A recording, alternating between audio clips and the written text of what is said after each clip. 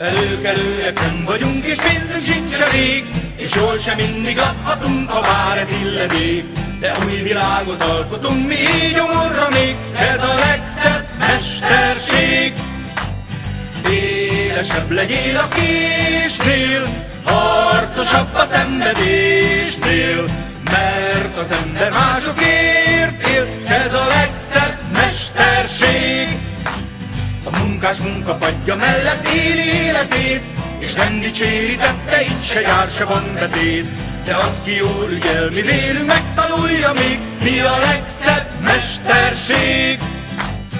Élesebb legyél a késnél, harcosabb a szenvedésnél, mert az ember másokért él, ez a legszebb mesterség.